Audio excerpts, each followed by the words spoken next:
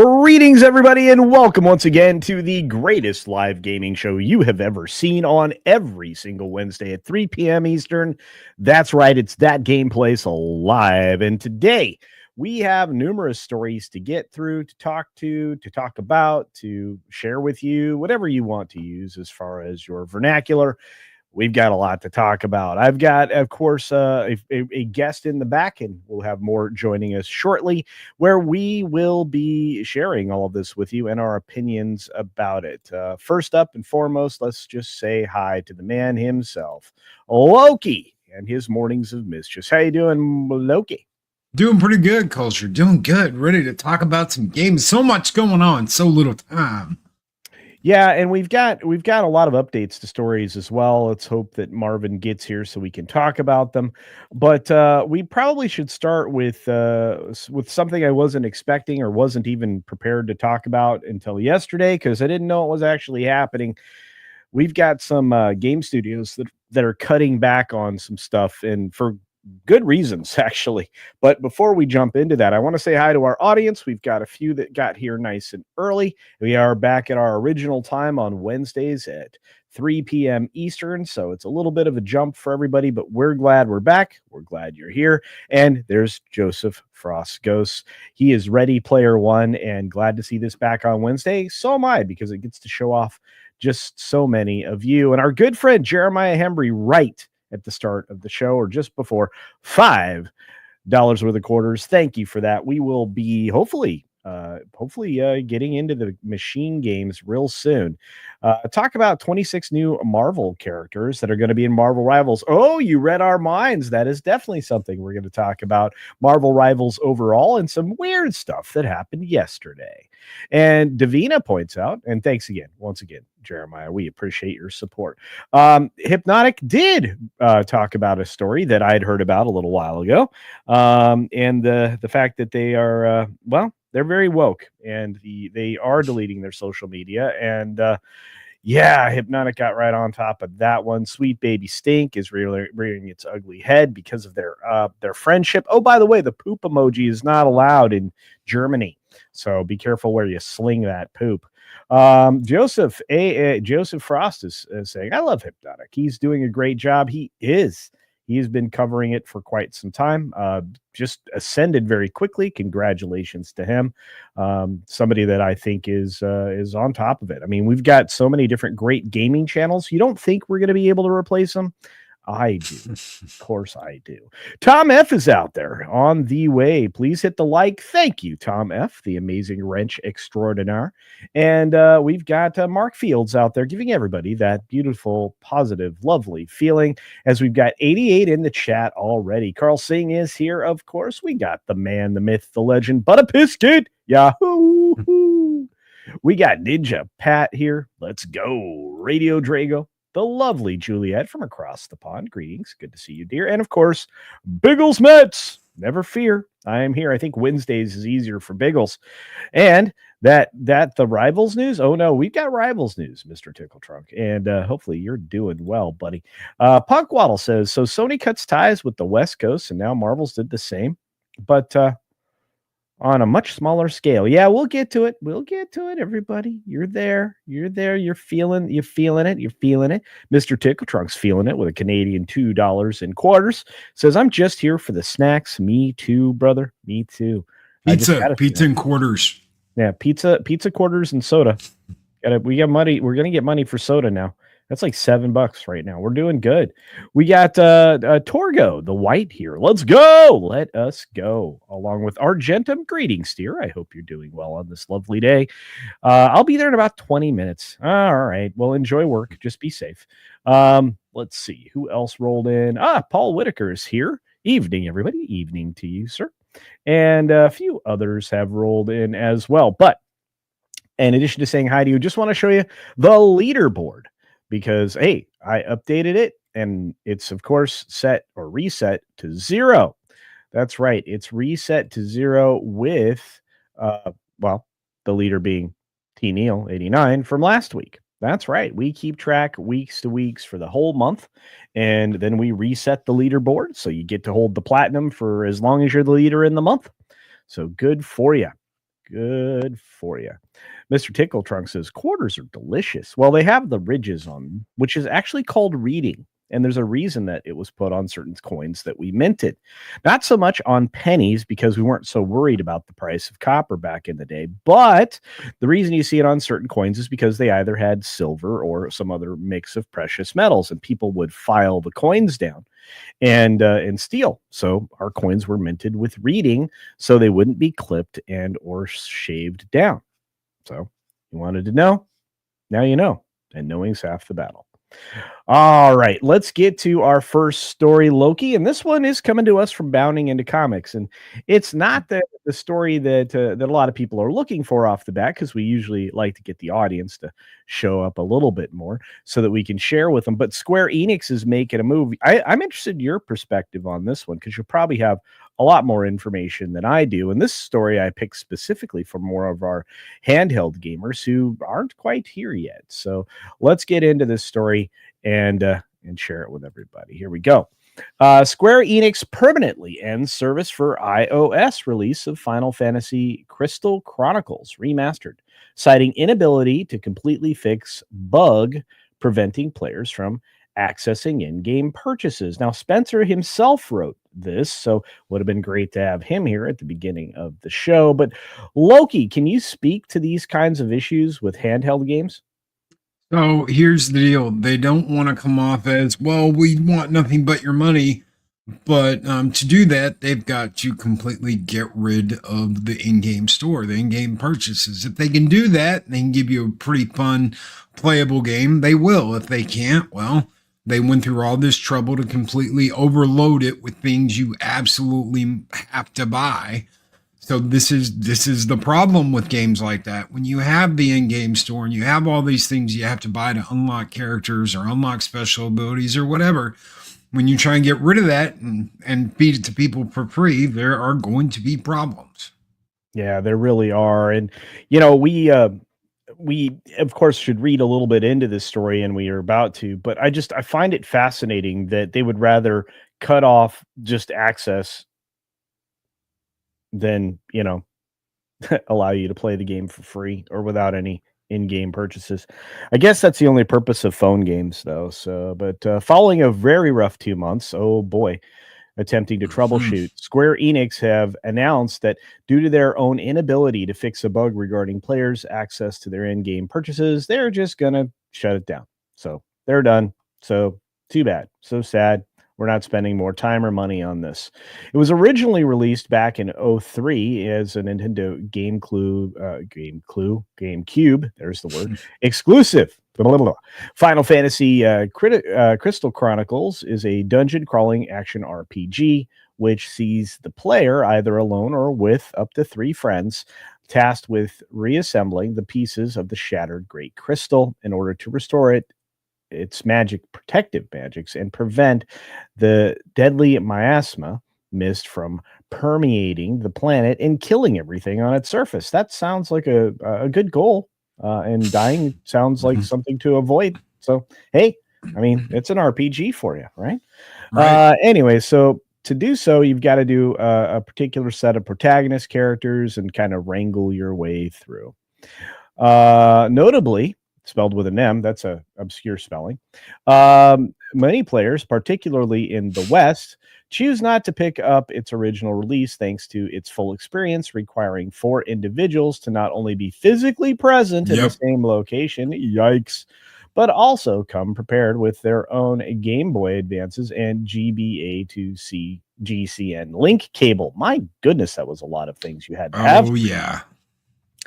But in 2020, Square Enix eventually saw fit to give the game a new lease on life with the aptly named Final Fantasy Crystal Chronicles Remastered Edition, which released on the PlayStation 4, Nintendo Switch, Android, and iOS platforms. So this game will live on, just not on your phone, is basically the outline here. So unfortunately for iOS players, as January 2025 drew to a close, an iOS 18 related update made Apple to their made by Apple to their inner workings of the App Store.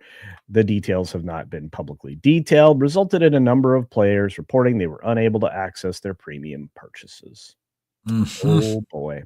So game over. And, game over. Sad game over sound. Now, Loki, is this the first time this has happened with an iOS or any other related game? No, and they pull these games all the time. If anybody remembers the first release of Final Fantasy VI on iOS, that you can't even buy that game anymore. Either you own it or you don't own it. They've completely replaced all of them with the Final Fantasy Pixel Remaster editions. You can't buy it, you can't access it. They just take it down off the store. Square Enix, unfortunately, is not in the business of fixing things that are broken with their iOS games, with their remasters. You might get a patch, you might get a second patch, but usually that's it. They're not going to sit there and they're not going to spend time and money on something they don't consider that important. And unfortunately, that means most of their old games would seem like they're really not that important. Now, the Pixel remasters, you can give them a pass on that because right now those are important because they look at them as a new product. But anything they released in the past that you're like, man, they really need to update this because this is wrong or this is wrong, they just don't care. And when they do these remasters of older games, once they're done, they're pretty much done. They don't want to upgrade anything unless it's a major bug. So they won't fix anything graphically wrong with it. And this is what us players just have been having to deal with Square Enix. Yeah, I just kind of feel bad for the players that were counting on this. Apparently, you can get some form of a refund by going to Apple support or request a refund from them. That's ultimately how they closed out their statement about this. If you have any questions or issues regarding the process, and you've got to do it before August 31st. So Loki, I know you're a hardcore player here. You may want to go and get that refund. And for the rest of you, unfortunately for me, I didn't buy it. This is one of those ones that like I played once on GameCube and I was like, you know what? This really isn't my bag. I like the mainline games, but I don't like this. So I never got the remaster. I never got any of that. It's something I've just stayed away from. And apparently that was a good idea. Yeah, just a sad. And so for those of you out there who are looking for the refund, you've only got until August 31. So better jump on it right away. All right. Well, that's story number one. And again, coming to us from Bounding Into Comics, I want to say thank you to Spencer for writing it. And as we do have time and some of our stories are related, I do want to talk a little bit about Marvel Rivals. But before I do so, folks and fans, we want to get out there and say hi to a few other folks that dropped in, like Bass Player 2011 Iffy and Rob Nod Scubla. And of course, let's see, a couple of other folks that snuck in the door, like D. Bud Martin. And let's see, James A. Sabalos Jr., good to see you, my friend. Adega Outlaws here, the good doctor, the mad doctor, whatever you'd like to refer to him as.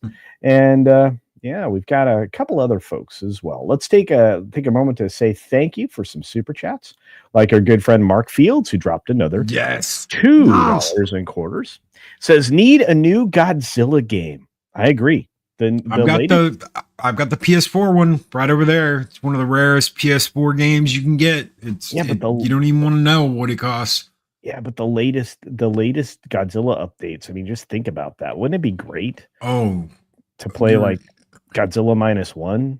You've got, so with the last one that came out, you've got Destroyer, you've got multiple versions of Mechagodzilla, you've got the Nuclear Meltdown Godzilla, you've got the Godzilla from Legendary. I would love an update with all the classic monsters and all of the new stuff, the stuff you've gotten from Legendary. That would be chef's kiss. I would love to get a battle game like that, especially, it's not that hard to do. Just do like a 4-player battle royale game where you can be up to 4 monsters and have huge cinematic fights. It's not that difficult. I don't know why everybody thinks that's so hard. It could look great. It could play great. Godzilla games for the win. Well, I just think it'd be a lot of fun, right? I mean, who wouldn't want to be Godzilla? I mean, I don't know anybody who wouldn't want to be Godzilla. Godzilla is cool. Godzilla is cool. So yeah, we've got more stuff to talk about, and I'm kind of excited by it. So we're gonna jump right into the next story, the one that is probably one of the reasons that everybody's here today. We're gonna talk a little bit about Marvel Rivals. Now, Marvel Rivals has had an interesting history. It immediately jumped out in front of everything. Um, right the moment it launched, everybody fell in love with this. It's been very, very popular. Of course, it's a Chinese game based on Marvel IP, obviously. And it really did put to shame almost every other live service multiplayer that was launched in the last, what would you say, 18 months? 18 Loki? months, last, yeah, 2 or 3 years. It's been crazy. They've done great. And the characters look great. Most of the characters look great. I don't always like the little tiny heads on the big ones. Like you get like the Hulk body with a smaller head, but the designs look real good and they've been pretty faithful. Yeah, they really have, and they look good. The sexy. They allow for sexy characters again for the Mhm. ladies, and real representation of the other characters as well. Not any new updated stuff that might Slop. off put people from spending their hard earned money on maybe some updates, maybe some skins, maybe things like that. Proper monetization strategy for the Western world. But with all of that success came some maybe not great outcomes. And let's just say it this way: from a story that was recently updated from yesterday by our own Marvin. Marvel the Mooney. Yeah, Marvel the Movie Marvel the Monster. Mooney. Marvin the Mooney Monster. The Mooney Monster. No, he didn't moon anybody. Marvin Well, I Munson. like hanging out with him. He's very cool. He's very cool. But let's jump on this story. You've all waited for it long enough. Marvel Rivals layoffs were announced for who knows, out of the blue. But we do have some update on this backlash as NetEase clarifies reasoning and games development structure. Well, they're running away from Western studios, to be fair. Mhm. I mean, this studio that was basically the one carving it out was based in Seattle, and I'm sure that's all here in the story. But I just want to make it clear: getting away from West Coast developers, anybody partnered up with studios in the United States, that's probably not a bad strategy until they clean up their act. Looking at this one, though, following the unexpected layoffs of Marvel's Rivals US team, NetEase has finally broken its silence, offering clarity on the layoff situation that left many fans and industry insiders scratching their heads. The company released an official statement addressing the cuts and clarifying some key misconceptions about the roles of the dismissed staff, including director Thaddeus Saster. Can I ask a question, Loki? Yeah. How do Yeah. how do you have a misconception about a director? That means you obviously didn't, something went wrong from A to B between the company and the director. Something is amiss here. Something is not reading right. Because Yeah, when I first heard this story, it was, oh, they abandoned them. And I'm like, that's kind of crazy that they would just abandon them out of nowhere for no reason when the game is doing so well. That doesn't sound right. Something more is going on here. yeah. Well, that same director, Mr. Sasser, made some headlines when he revealed that on LinkedIn, I should say, that his entire US based team had been let go. And that got everybody's keyboards a tapping away to write all Mhm. these stories that was coming out of everywhere yesterday afternoon. So, despite the resounding success of Marvel Rivals, his post lamented the decision, highlighting the team's contribution to creating a new thriving franchise for NetEase. However, NetEase's statement offers a more nuanced explanation of what happened behind the scenes. Organizational reasons behind the layoffs. Okay. All right. I would imagine that. Bring your development closer to home, perhaps. If this is a Chinese developer, maybe you want it done in China and under maybe a little bit more supervision of your CCP overlords. I don't know. Just a thought. I'm sure we'll have some super chats about that. But according to NetEase, the layoffs were a difficult decision made for organizational reasons to optimize development efficiency. That makes sense if you're going to keep the development in China. Okay. The cut specifically targeted the Seattle based design team, which comprised just 6 people. Okay. Fair enough. They laid off 6 people. NetEase emphasized that the affected employees would be treated confidentially and respectfully, and that their contributions to the game would be acknowledged. Well, their names in the credits there, Loki. You think that's good recompense there?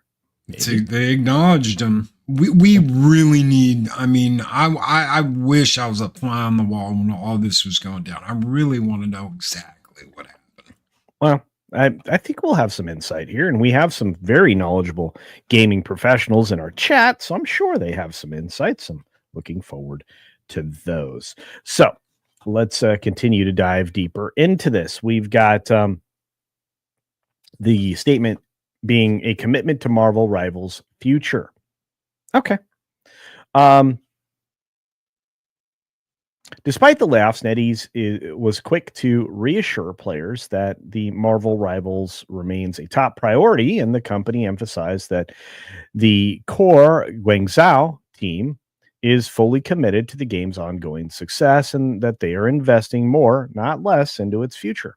Players can expect more updates, including new superhero characters, maps, and live service features as part of the game's evolving roadmap. We've seen a lot of that, by the way. I'll just not to cut you off, but we have seen a lot of that. We've seen pictures of new characters, new character designs look, I mean, pretty bad pretty good. So I'm at least excited for the character designs to see what they have in mind. Hey, so am I, and I can tell you that we actually have a story on those designs and everything else that's coming right up after this. So we're going to stick with this once we're done with this bit, at least on another segment coming up. But according to the actual official statement, we recently made the difficult decision to adjust Marvel Rivals' development team structure for organizational reasons and to optimize development efficiency for the game. This resulted in a reduction of a design team based in Seattle that is part of a larger global design function in support of Marvel Rivals. We appreciate the hard work and dedication of those affected and will be treating them confidentially, respectfully, with recognition for their individual contributions. We want to assure our fan base that the core development team for Marvel Rivals, which continues to be led by lead producer Weihang Wu and game creative director Guiyang Chen in Hangzhou, China, there we go, remains fully committed to delivering an exceptional experience. We are investing more, not less, into the evolution and growth of the game. We are excited to deliver new superhero characters, map features, and blah, blah, blah, blah, blah. We just basically said that. So this is an interesting step forward. Of course, we had some commentary from the former World of Warcraft team lead Mark Kern, aka Grums, who says it's wild to see the Marvel Rivals thing be spun out of proportion by legacy media in real time. The impact seems far less than they are reporting. Here is what we know. 6 people were laid off in the U.S. division of NetEase. This may have been the entire size of the team in Seattle. I think that's true. The game director let go from the U.S. office, whose LinkedIn post you see everywhere, is Thaddeus Sasser. In his own words, on his podcast interview, he states Chen, the creative director, was in charge of the creative vision while he himself handled budgets and manpower.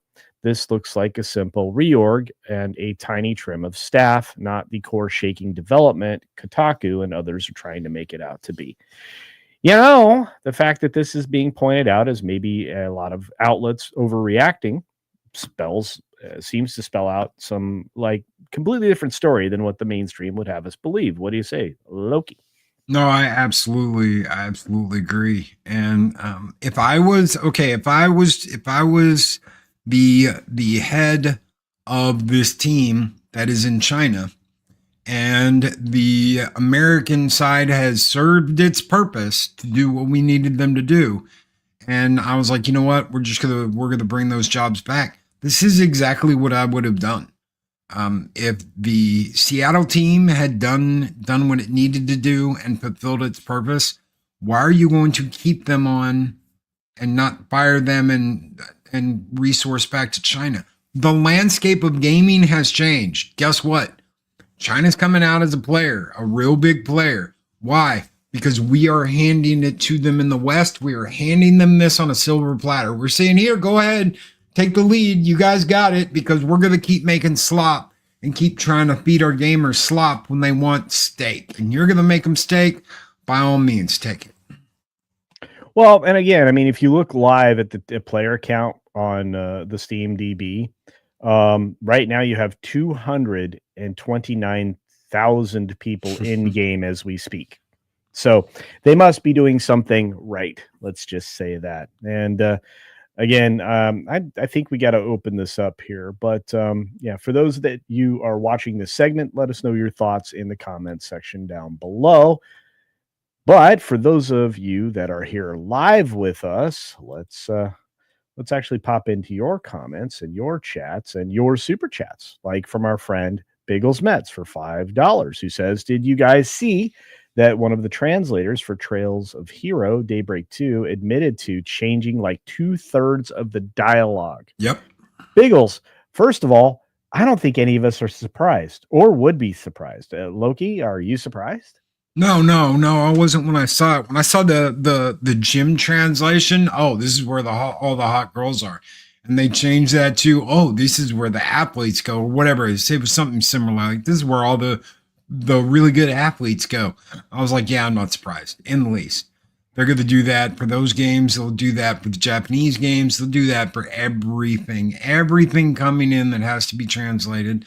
They will. And you know what? These are the same people that were like, oh, no cultural appropriation.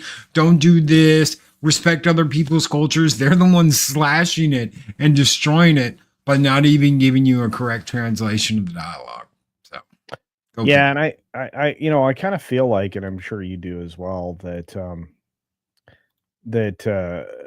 this is just not all that surprising. I think we've been seeing this across anime, manga, everything else. So I'm not surprised. All right. Let's see. We got another one here from our good friend, Mr. Tickle Trunk, for a Canadian $5 and quarters. Thank you, my friend. Much appreciated. Again, I think you guys are ringing strong, keeping our arcade games hot and ready for us. So thanks for that. Says Rival Studio was in Seattle, so they're probably moving the project to China to save money. Yes. Yep. Chinese people are great, but the CCP is king, and their duty.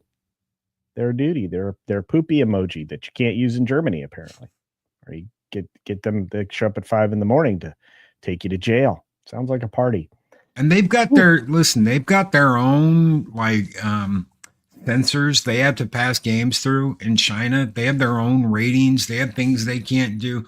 So no matter what, you're going to be balancing the way it works. Either you're getting it from China and it might look great, it might be great, but there's going to be things you don't see that you see in Western games. And of course, they're just absolutely positively destroying everything that makes Western games great in the name of diversity, equity, and inclusion. Yay. Yeah, I don't feel very included in those games anymore. I don't know about you, but I just want to say did you hear about the group of Korean students that were I think they were in Sweden. Correct me if I'm wrong, Chet. They were in Sweden and they're learning video game development, and they spent their first 2 weeks learning about sexism and all of this crazy stuff that you wouldn't think you'd go to a game to learn how to make games and code. You wouldn't think about any of this. They spent the first 2 weeks teaching them about, well, you don't present women like this in your games, and you don't do this. And I was just blown away by this story of how they're teaching them how to be devs now, and it's just it's insanity. Yeah, but I don't think it's quite as widespread, and I don't think either does our good friend Kaliki Okedi for $5 and quarters, which we truly appreciate, my friend, saying that nobody is handing them anything. We're literally have our own government and China funding DEI. That's true. Yeah, That is true. We have studios willingly giving it up, including everything that Microsoft acquired, which we need to figure out a way to unravel so we can get back some great IPs and some great developers that are now out of work, sadly. But anyway, back to the super chat. Thank you again. When DEI reaches China, government outright rejects it. That's true. And that's something that Loki kind of was touching on there, is that, development in the West is different than development in China. And Black Myth Wukong is probably the highlight of that this year. I don't know. Would you agree with that, Loki? Oh, yeah. Stellar Blade from Korea was absolutely wonderful. I love both games.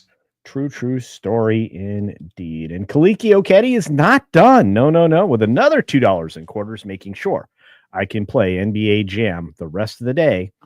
Says, hypocritical if you ask me, fighting a culture war. No, I agree with you 100%. I am not hypocritical. I'm going to call out every little bit of the stuff. That's why we're all here. We want to talk about good games, how to make games good again, the games that we actually like. Believe it or not, we do that some. And of course, all of the other kinds of amazing things that come along with gaming. I do want to call out anytime I see an ESG influenced DEI tub of bologna sausage marketing itself as a video game, which is pretty much any and everything that comes out of anybody affiliated with Sweet Baby Inc. or a lot of these other things like some of the news that Hypnotic was talking about with the Wings mess and so on and so forth. So yeah, I'm just going to say thank you to Kaliki Okedi for calling out what's wrong and what's right. And I hope everybody continues to do that as well. He followed up. He said, not you guys, China. No. Oh, yeah. China. No, I wasn't taking that. That was not aimed at us. I knew what you're talking about. And they're fighting the cultural war against us.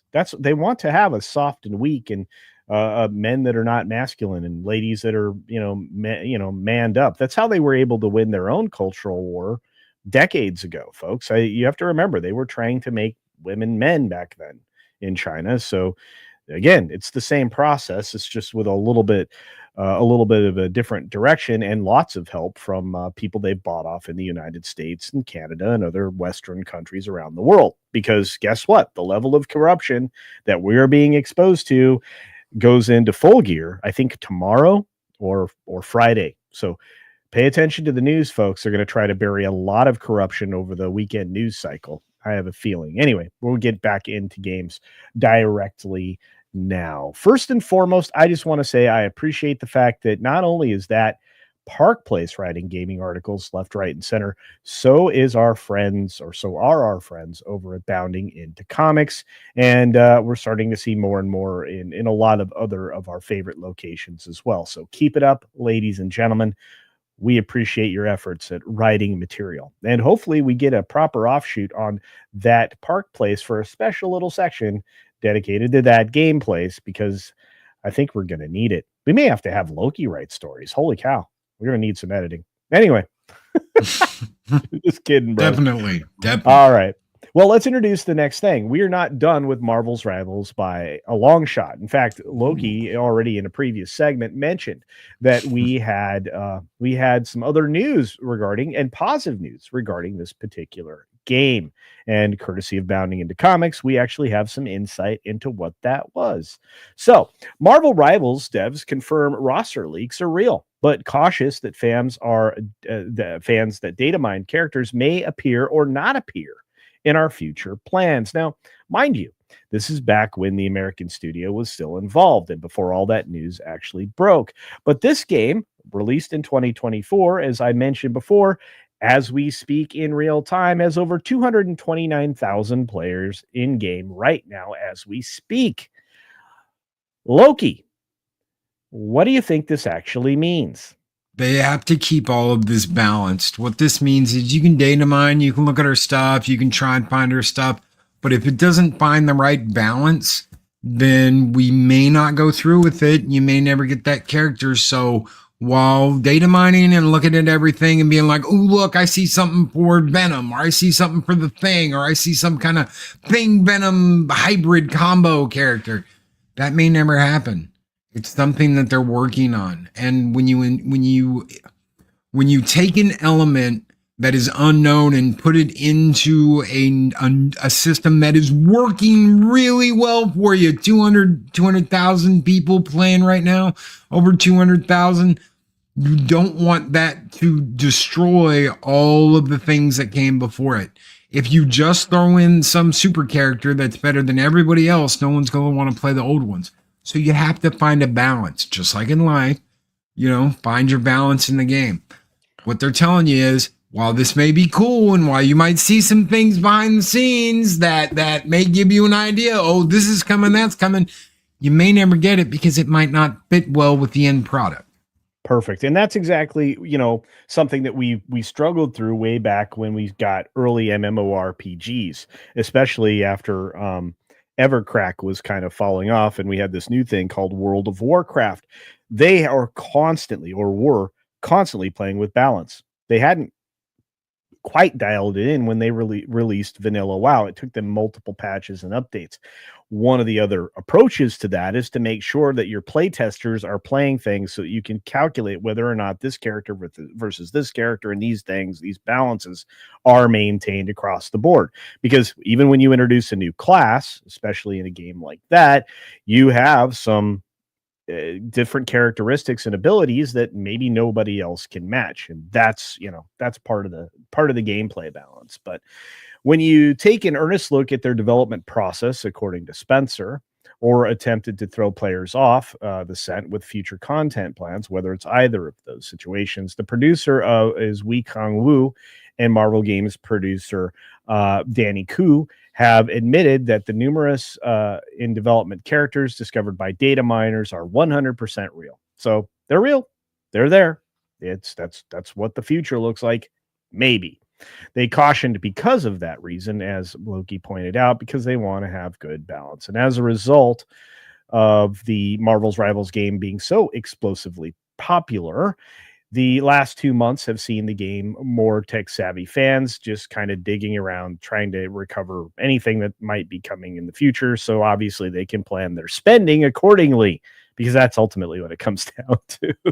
But there's a lot of assets and things like that they've been able to expose, and villains that could be up next to gain Galacta's attention. So they have uncovered numerous files, their contents ranging from simple character placeholder names to full-on kit descriptions, hinting that the current state of characters is, or what they are obviously listing for the future. So Angela, Blade, Captain Marvel, Carol Danvers, bleh.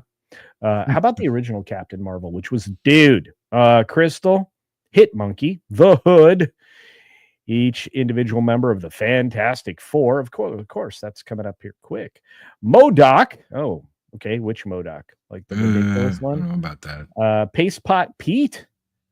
Okay. Maybe known under his alias as the Trapster. Ultron. That's going to be something interesting. Valkyrie, of course. That's great. Sorry. Love that. As well as a number of X-related individuals: Colossus, Cyclops, Deadpool, Emma Frost, Gambit, Jean Grey, Xi Jing, and Locust, Nightcrawler, Professor X, Rogue. Oh, I would love Rogue. Get Rogue in there ASAP. So pretty decent list of characters to look forward to. Let's see. However, it seems that the claim was nothing but hot air, as according. Wait, I missed something. Oh, here we go. While data miners insisted that all of their leaks were legitimate, their veracity was soon called into question thanks to an errant post from the Marvel Rivals fan Discord server, wherein a user claimed that in order to both patch up their own internal security issues and to keep the mystery of their game's future content, NetEase had personally and intentionally planted these files for public discovery. However, it seemed that claim was nothing but hot air. Wu and Ku, each leaked character, received genuine development attention from their team. So, yeah, it was true. So there you go. Okay, I needed more context. But firstly, we want to say that we don't recommend anybody to make adjustments to the files, said Wu when asked about the possibility of the planted leaks during a recent interview at IGN. Also, you can see that for each character's design, actually, we come through a very complicated process and we make a lot of concepts, trials, prototypes, development, etc. So there could be some information left in the code, and it might mean that we have tried those directions and they may appear or may not appear in future plans. So they're just trying to say, oops, somebody found something. I don't know, Loki, do you have a different perspective?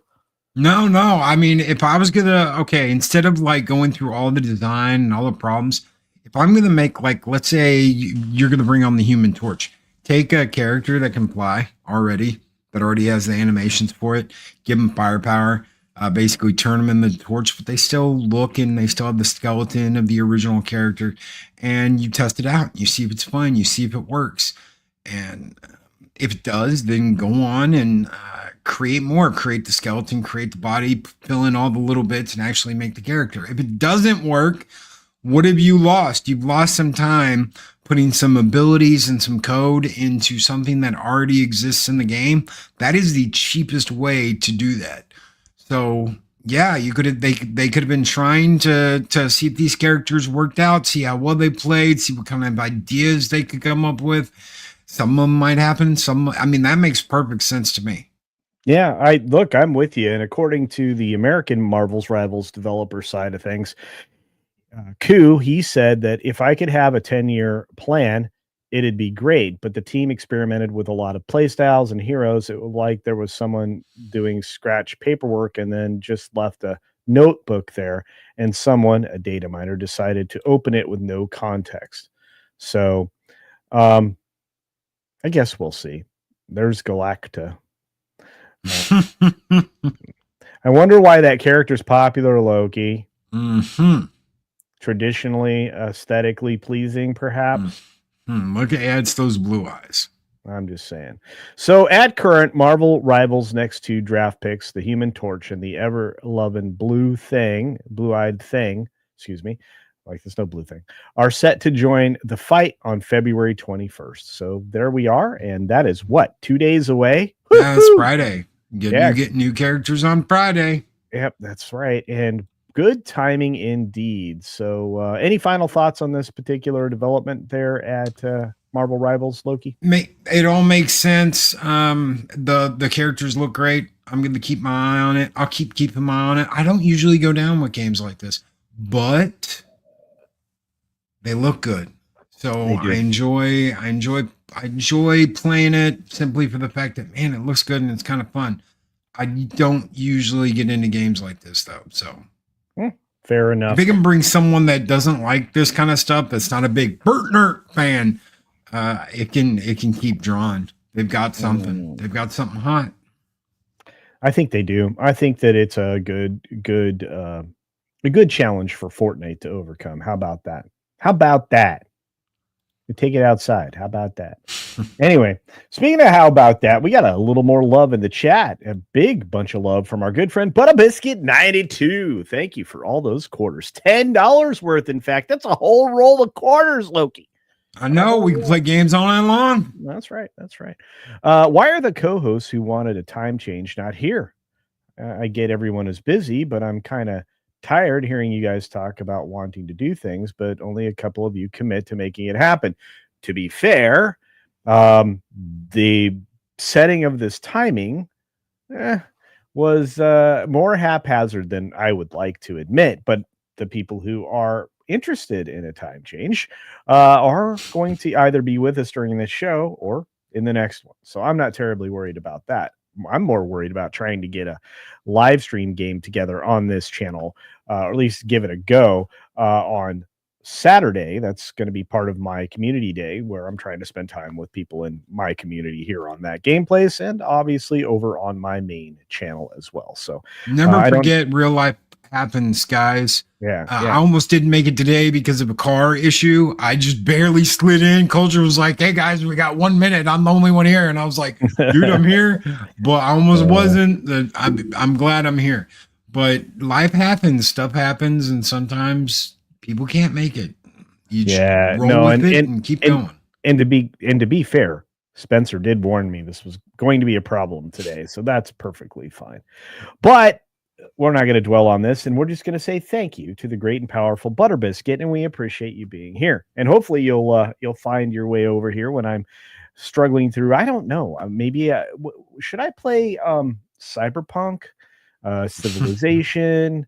I mean, should I try Hogwarts Legacy again? Check out Signy. Have you heard about Signy? Have you played Signy yet? No, but there is a game I am looking forward to, and you gave me a natural segue that unfortunately is a super chat too early. It's from TNeil89, aka Dislike Puns, for another $5 and quarters. Holy cow! Oh my goodness gracious, we are good. Says, I'm doing something exceptionally weird right now called walking outside. What is this cold movie tingly thing on my skin? Wind? It's scary. Sounds good. And following up quickly on that, of course, T. Neil, who's celebrating his 10th super chat for the 1,000th time, I think. Yeah. What is up with that? I don't know, but I love it. Every time I can say it, I'm cheered. I'm very cheered. T. Neil says for $2 more worth of quarters. This is a glorious thing. No idea what this wind stuff is, but super fun. All right, fair enough. Thank you for that. So Loki, can I show you what I'm more interested in playing than what some game studios bringing out on March 20th? Sure. Yeah. Okay. This is something that was discovered yesterday, and maybe you've seen it or maybe you haven't, but probably the greatest game in the history of man is coming out on the same day that Assassin's Creed Shadows is. Same day. How coinky dinkle is that? Yeah. You want to see it? I think I know what this is. I'm telling you, this is truly the most amazing thing ever. Oh, it's better than that. It's this Yasuke Simulator. That's right. If you want to be the big black samurai and play more realistically than probably anything else, you've got step into 1579 as Yasuke, the African samurai, and join Oda Obunaga in his quest to unite Japan. Master precise kata combo, uncover secret gear, and unleash your ancestral power in this amazing game. Look at this. Look at this. It's already ready. You know what? Just for fun, I'm going to play the trailer right here live, Loki. Live! There it is. Oh, I am Oda Yabunaga. I'm Daimo. I'm not going to read it, but it's fantastic. Kind of reminds me of Star Wars Knights of the Old Republic, the way they're moving. And look at this. Just going to whoop this dude's... you are dead. Okay. Look, the boats. What amazing graphical detail. Yeah. Whoa, we've now got a machine guns. Oh, and a Barrett. Cool. And a car. Every 1579 game needs a car. And you need to watch out for those lanterns, dude. Oh no. I may actually have to live stream this. To be fair. You get more views than Shadows. It's amazing. I mean, this thing literally, Steam is learning about this game. This is a casual game released on March 20th, 2025. I wonder why that specific date. Mm-hmm. I may buy this, my friend, and play this. Instead of Shadows, I'd play that instead of Shadows. I'm just telling you. I mean, first of all, everybody knows that machine guns were definitely in that era of feudal Japan. It's why Japan rules the world right now. To be fair, and T-birds. They had T-birds too. They did. Or are you sure that wasn't a Jaguar? It probably was. It probably was a Jaguar. Jaguar. I just think it's bonker sauce. Fun. Jabberwocky. Weren't that some like dancing guys? I thought it was a dragon. Oh, okay. Maybe that's true too. but I'm very excited. And we've got a couple of other super chats before we get into the actual Ubisoft stories we're going to cover. I just thought it would be super fun to visit the game that I'm looking forward to for March 20th. You should check out Signy. If you like those old like 1942 games, Yeah. it's Signy with a C. Okay. It's all modern graphics, but it's the above you. You got your ship, missiles, and no, they don't pay me to say this. It's only like I think it's like $20 on Steam. They've got it on PS5 and Xbox and all that. But it's fun and it's all modern day graphics. It looks great, but I'm looking forward to it. Looking forward to it. TNL, I am looking. I think Cyberpunk would be a lot of fun to play for any of you guys. I really enjoy the game. I play it completely differently than everybody else, and I also haven't. How do you play? I do everything I can before I get to the heist. Yeah, at the beginning of the game. Yeah, I do the same thing. I do everything. Oh, okay, all right. I also haven't updated it to the new update, which changes the skill tree. Because the new I want to look cool, you know. I want the cool clothes, and I want to be kitted out and ready to go when I do the heist. I want to be a digital demon and hack people like from miles away. Like I want all orange gear before I move forward. That's what I want. So yeah, you can't do it, but you can try. Still fun. All right. Anyway, back to that. So let's see. We got a super chat from our friend Radial Drago for £2 sterling. That's proper money, Loki. It's proper money, brother. Yeah. Says, I suggest Dustborn like I do every stream. Radio Drago.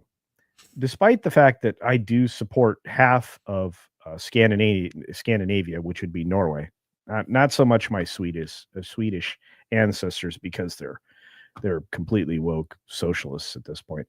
But at least half of Norway is fighting against their broken policies that they've taken on and their completely compromised energy industry at this point. I will not play Dustborn. Loki, you feel like playing Dustborn? No. Okay, fair enough. J, one of the best letters in the alphabet. J today was brought to you in part by Jay for $5.25. Says, are you guys thinking of live streaming the Switch 2 presentation? Of course. I wish I knew off the top of my head when that would be, because of course I would love to live stream that. When is it? Somebody help me with that, because I'd do it. I'm going to tell you right now, the Switch is amazing.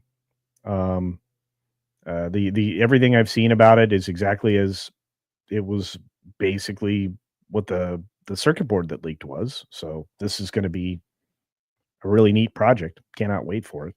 We'll be buying it as soon as possible. I want to see what they do with that little what is it 3040? Did they have a 3040 in it? A 3040 graphics card, basically an NVIDIA 30. Was it a 3040 or a 2040? No, I think you're right. I think it's a 3 series, but it's custom. So I don't. I mean, I don't know much about any of that. It comes out around a 40 if there was a 40. I would love to take a look at what it specs out at eventually, right? Where we end up with the benchmarking. I can squeeze a lot of juice out of those cards. They can. Right. So it might surprise you how good it looks. I know I want it to look better than my Steam Deck. My Steam Deck looks great, but it still looks like the way it's threaded that it's going to be sharing memory. But I mean, it's a console. So yeah, how important is the processor at this point versus the GPU? So let's just be honest about it. Yeah, or the I guess technically isn't it a math code processor? Anyway, I'm not anyway. T-Neil, for $5 more in coins. We appreciate those. There'll be character packs for Jimmy Stewart. Hello, all the savings and loan. Yeah, I don't think so. Marco Polo, Jesus, and John Wick. Now, John Wick I could buy.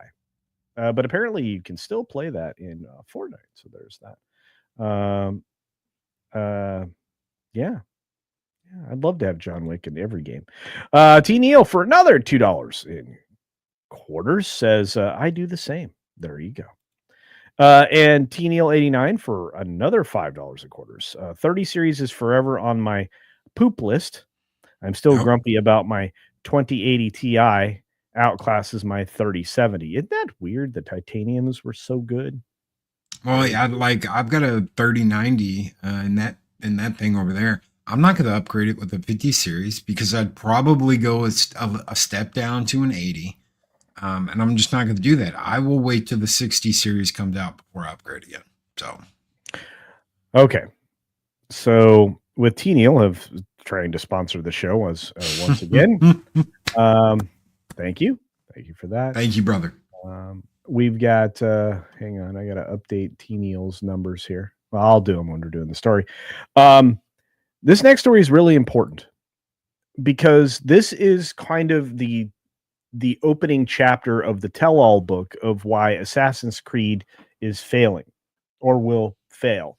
It's like, we're going to tell you why we think the game's going to fail. It's the prologue to the story, perhaps, in the book. And then we're going to demonstrate how we can make the game fail. And then we're going to guarantee the game will fail.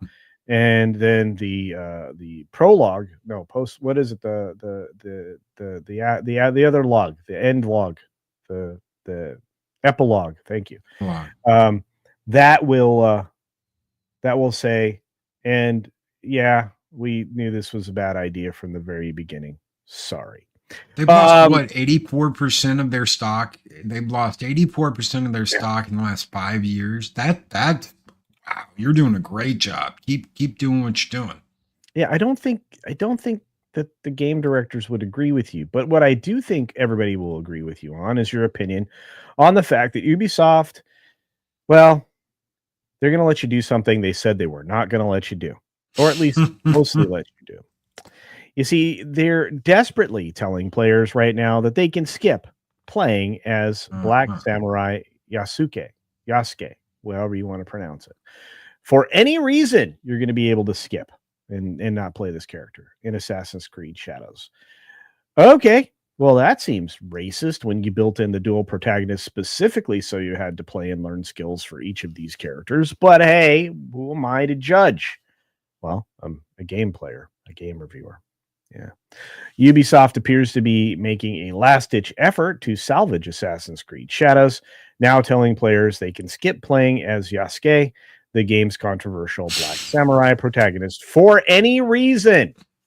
Now, this phrasing, used by creative director Jonathan Dumont in a recent interview with Screen Rant, the shills of shills, has many interpreting it as Ubisoft quietly acknowledging the widespread dissatisfaction with Yasuke's inclusion and trying to placate frustrated fans.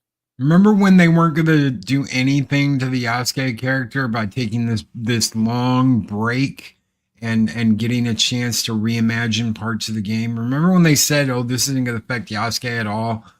This isn't going to change anything." 20-1 says that, "Oh yeah, they took the last couple of months to go, you know what? You don't have to play as him. You can just keep playing as Naoe."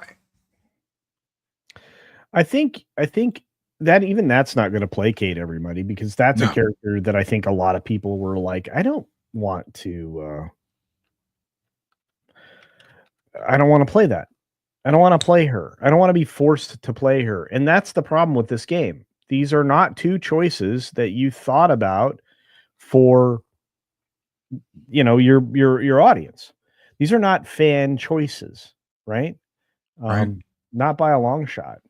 Did you see the cope the other day from, it was Kotaku, or is that other one that one chick writes for, talking about how the estimated sales for Assassin's Creed are in the 300,000 range and why they should be proud they've sold that many copies. I'm like, y'all do realize that's a far cry from the money you need to make up for all the money you've spent on this game.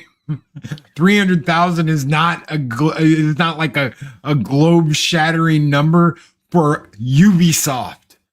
You want millions in sales. Millions. Dragon Age Veilguard got over what, 1.5 million, and it still flopped. It was still considered a flop.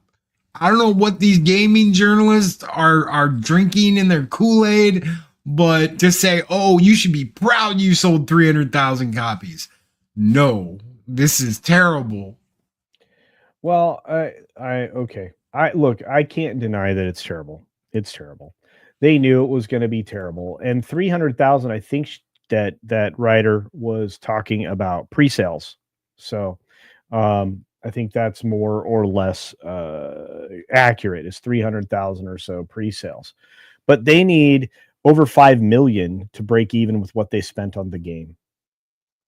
I don't think there are 5 million people that are going to want to play this, and we'll get into the reasons why here in just a moment. But in the interview, that Dumont assured players that they can focus on playing as either protagonist in the game while ignoring the other without missing out on any core gameplay, which means there are elements you'll miss out on. Says, I don't think you're missing out on too much. I think it's more on your preference to say, okay, I'll see how the game will adapt a little bit to the character if you choose one over the other. But it was his next line that raised eyebrows. And this is what I think everybody kind of is going to focus on, Loki. If you prefer one character for any reason, you can play quite a bit of the game using only one of them. This is seemingly an innocuous phrase, was drawn a lot of attention because obviously the backlash around Yasuke's inclusion may have really alienated people from the game. Many see it as Ubisoft's veiled attempt to address controversy without directly confronting it. For critics, it reads as if Ubisoft is offering an easy way to avoid playing a character whose presence has sparked months of debate. I don't think that can be denied. Do you, Loki? No, but I don't think it's just that character either. Ubisoft has had this reputation for a while now of coming out with slop games, trying to feed them to you. This is just one of the latest in a long line of, you're not listening to any of your fans. It's not like we're not going to listen to this portion. They're not listening to anybody. They don't want your feedback. They're not accepting your feedback. They're not even accepting the feedback from the players that are testing this to see if they like it or not. They're just like, okay, thanks for the info. We'll take it into consideration, and continuing doing exactly what they're doing.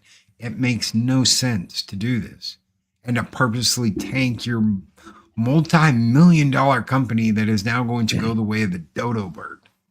Well, if you look at how much damage they've taken market cap wise, they've really run this company back down to about $1 billion in market cap. Somebody could come along and scoop this up if they wanted, like Elon Musk. I mean, who's going to stop them? Hostile takeover, here we come. I think Elon's a little busy right now to do that, but he could. It'd be wild. And they'd really hate that if he had his own game studio. They already hate the fact he has one on Twitter. Yeah, well, he's actually working on an AI game studio. That announcement's been floating around the interwebs. Maybe a story that we'll cover here this week. But I just keep finding like new fascinating ways to be like, well, what if Elon bought it? I'm not sure I want to look at one person as like a one-stop shop for fixing everything. But at this point, it seems to be the only person that's making an effort. I mean, when you look at something outside the game sphere, but if he starts working on the game sphere, my goodness. So apparently this Neo person offers a classic Assassin's Creed experience focused on stealth, reminiscent of early franchise entries, and the recent Assassin's Creed Mirage, which I've still found like garbage. Yasuke, on the other hand, embodies the more aggressive, action-heavy combat style seen in Origins, Odyssey, and Valhalla, which frankly I didn't enjoy nearly as much, and Valhalla was almost unplayable at times for me. So I thought I was the only one. I was like, this game's right up my alley, right? It's Vikings, it's Valhalla. Yeah, let's go. I got the soundtrack behind me, but the soundtrack was the only good thing about the game. Yeah, that was awfully surprising as well, right? I mean, to put it fairly, I think that was one of the best part of the presentation, and the atmospherics were good, like all the sound and sound effects and everything. But outside of that, I was like, this is basically not fun. And I don't like saying that about it's games. The grind. They want you to believe you're playing an MMO when you're playing a single player game. And they even bank it to where well, you have to be online while you play it. But it's a single player game, but you have to be online. You have to have access to the Ubisoft store. You have to be able to buy the crafting materials to make the best assassin blade or this or that or the other. And they want to sell you parts of the game so you don't have to grind for it. That's not what I signed up for. Yeah, I do hate that mechanic now. It does make things feel clunky, and it takes a long time to get things solved. And when you're put up against those like mythical monsters and things, I think that was in Odyssey. Yeah. Oh, it's in Valhalla too because you fight Odin.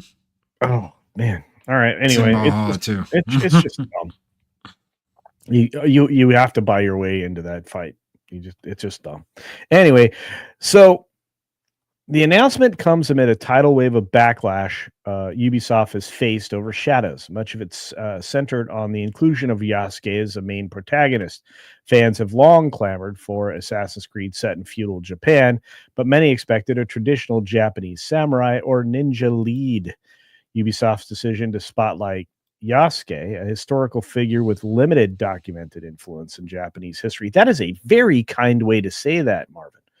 Was seen He's as very diplomatic there. oh, indeed, was seen as prioritizing modern ideological trends over historical authenticity, which is a huge problem they've been suffering for a while, going back to I think even Origins. I think Origins was one of the biggest disconnects, but it happened when they moved away from Desmond. To be fair, so. Well, it became less about historical accuracy and more about, well, this is the way we feel it should have been.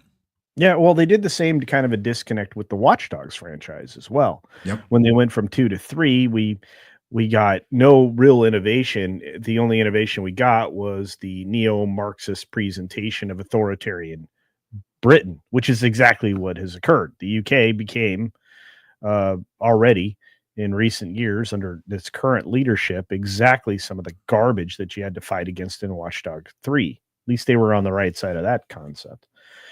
Anyway, yeah. Finishing this up. So the controversy surrounding Yasuke's inclusion isn't the only issue that plagued Shadows. That's true. The major incident, though, over the depiction of the I cannot say this Itat Haizu Jinja Shrine, a real Shinto temple still active today. In Shadows, you can enter the shrine and destroy its interior. How offensive would that be? Imagine a US based game where you go into a church and burn it down, whatever it is, and that's your mission for the day is to go and do that. Imagine that. Yeah, I'm sure some people would be cool with it, but I'm sure a lot of people wouldn't be. Well, and in looking at all the controversies, whether it be the one-sided Tory Gate or the theft of the Rifle Corps banner, or many of the other things that they've done, they have not really kept it authentic or respectful, for lack of a better way to put it. And of course, the repeated delays haven't helped the image either, which is originally scheduled for November 2024, pushed to February 2025, and ultimately to the end of the quarter, March 20th of 2025. So it just kept moving. Of course, that date marks the Tokyo subway attack. Not the best. Why would you want to come out with the I don't know. Anything to be less respectful to the people of Japan. And like I said earlier, these are the people that are telling you not to culturally appropriate, that we need to be more understanding to different cultures.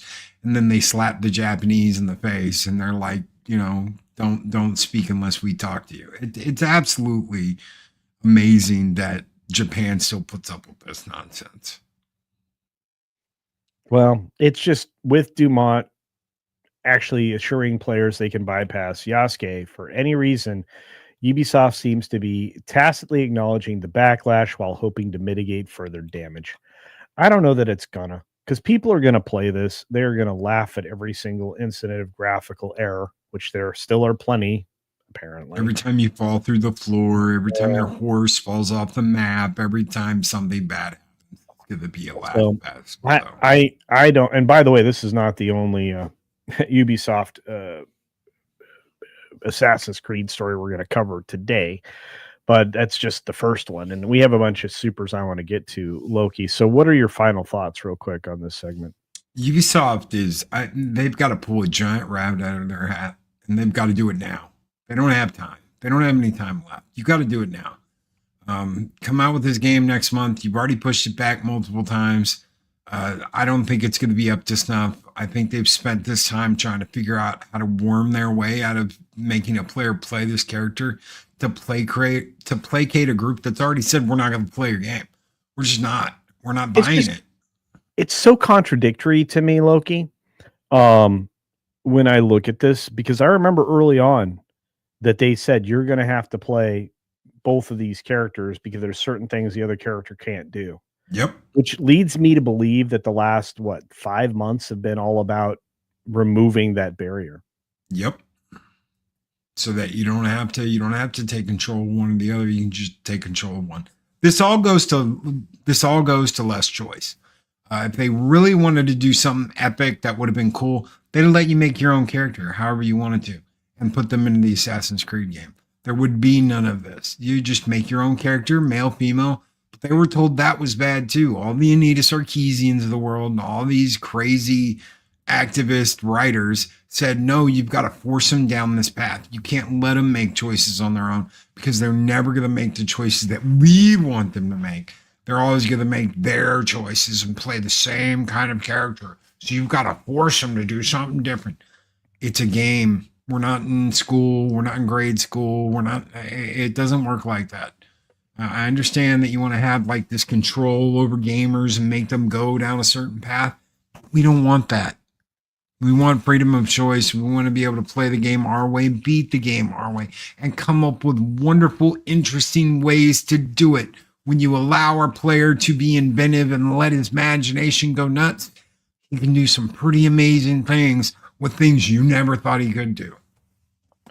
Yeah, and again, I'll say it one more time. I think that they stepped in it. They don't know a way out, and it all comes down to, dealing internally with Me Too moments instead of deciding to embrace DEI and that kind of a situation, which is what they did. If they pivoted another direction, they'd be in better shape, but they chose not to. And here we are. On that note, we have some supers I want to get to, so let's jump on to those, Loki. Starting first with our good friend Hemorrhoid Hurts for 2 Australian, saying, CC found you on Criticless. Thank you. Says, let's get games added. I'm working with Blaine. I talked to Blaine when I was in Florida. I think that will be very helpful. We can cover television, film, and games. It'll be the first of its kind. And I have a feeling that it will put all of the other gaming journalist attempts at this out of business because you won't be listening to them. You'll be listening to other gamers. That's always a big win. And I think we're going to try to press that with Blaine, and we'll promote it here on That Game Place in conjunction with That Park Place. I assure you, very excited about that. I think we should all rate things there. Another 2 Australian says, playing Arma Reforger. Frustratingly fantastic. Well, that's good. I like those kinds of games. Hopefully you do too. Our great friend, Bass Player 2011, Iffy for $5 in quarters. Thank you for that. Saying, like I said, when they first delayed it, they aren't changing anything. They probably delayed to make the game as stable as possible. Well, maybe they did that by taking out any content that had to be done by one character or the other character. That's quite possible. I mean, I don't think anybody can argue with that. But it wouldn't surprise me if all they did was like play test it to pieces, like just brute force, like, everything that could happen to it so they could mitigate it. But I for whatever reason, just somewhere in my gut, in my insides, is telling me that wasn't it. They needed to figure out a way so you didn't have to play Yasuke. I think that's ultimately at the heart of it. They did not want to say that at all. And that's No. why they had to extend it even further, I think, because I think they didn't want to admit that they had to do that. But they did. And it is going to be interesting going forward as to what the reception is, because I committed to playing that game on here because I'm an idiot. So I think we'll have our answer at that point. Loki, what do you think? I think that Culture should do that without his T-shirt on. So No. we'll see. And he's like, no, please no, Loki, don't give them any ideas.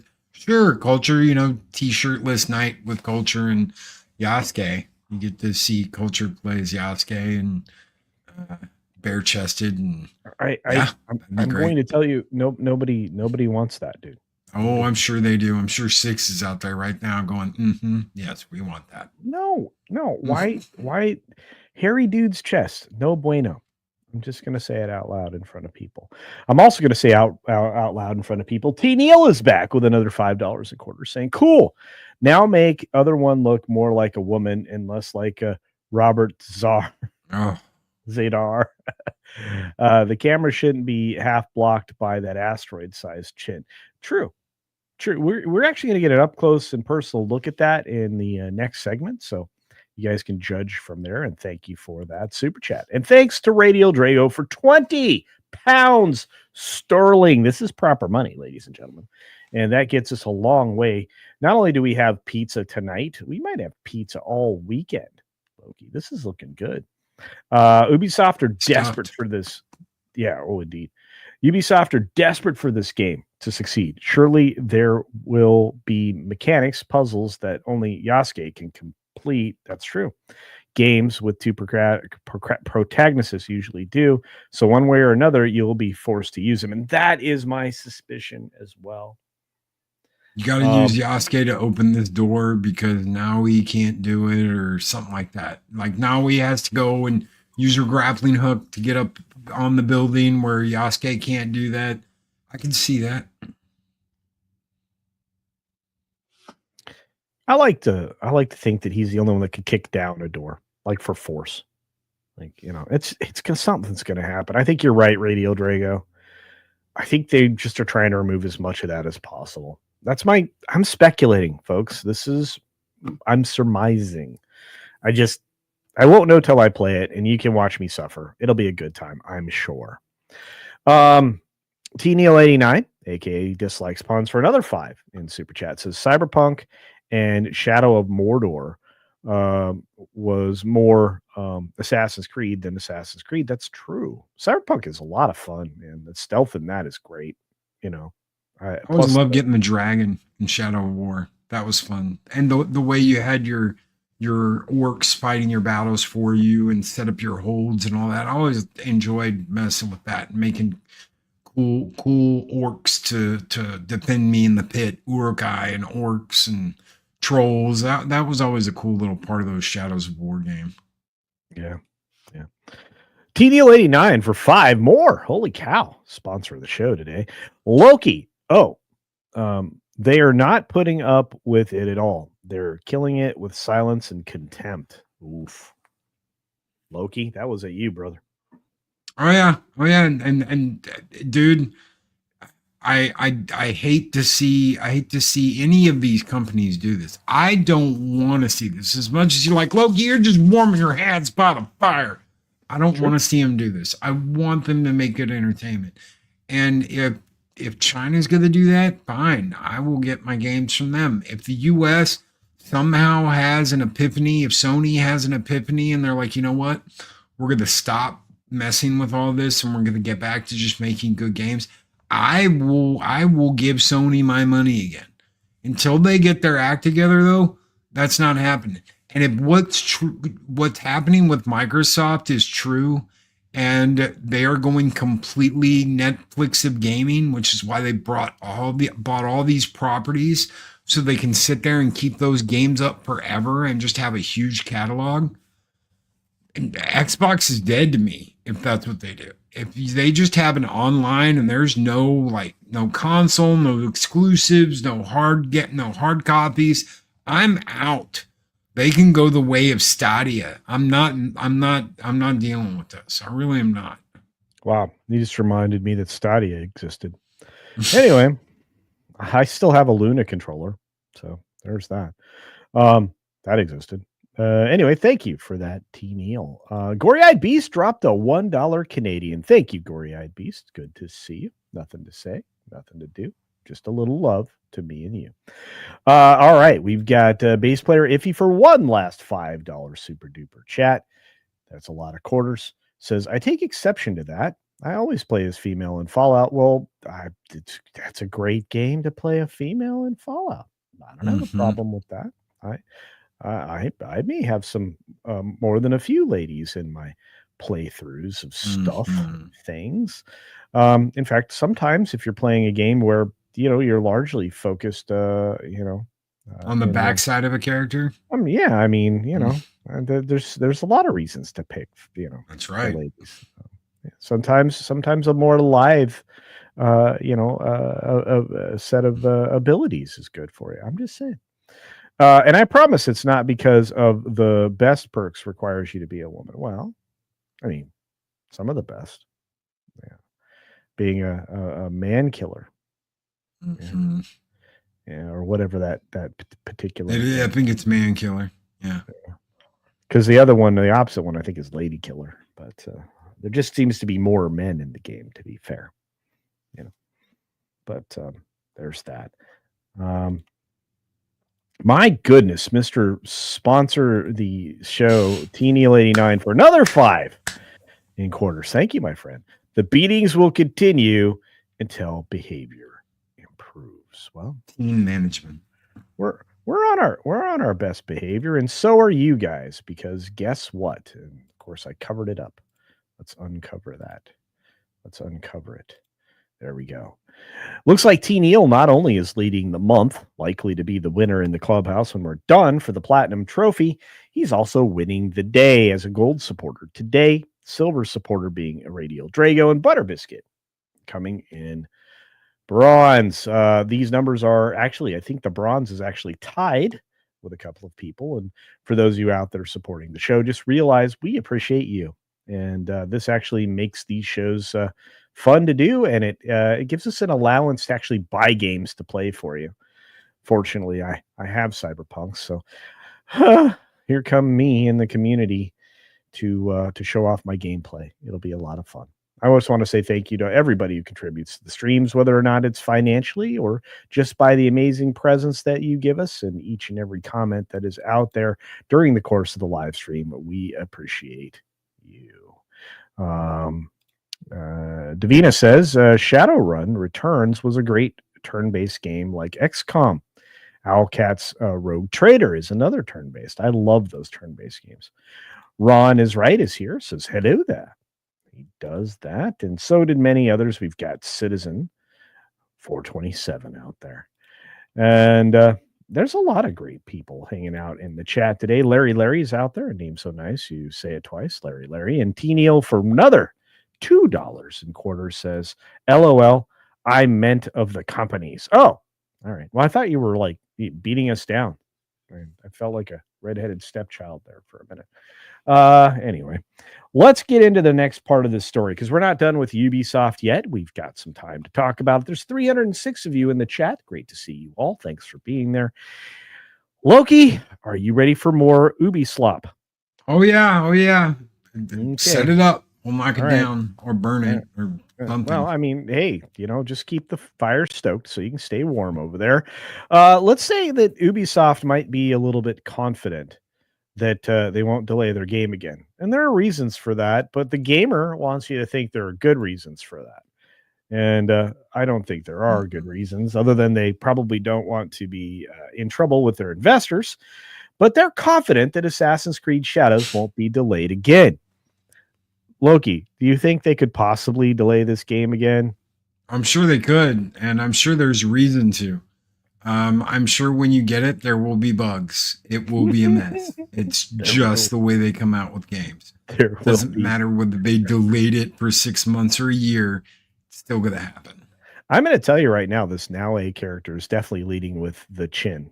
So anyway, Assassin's Creed won't be delayed again, according to a report. Assassin's Creed Shadows is reported to have over 300,000 pre-orders, a fact I mentioned earlier, and the studio needed additional time to perfect the feeling of parkour. Oh, I'm sure that's what it was, with feudal Japanese architecture, since they started with Chinese architecture in the first place. They don't even know what kind of architecture to use. This is supposed to these.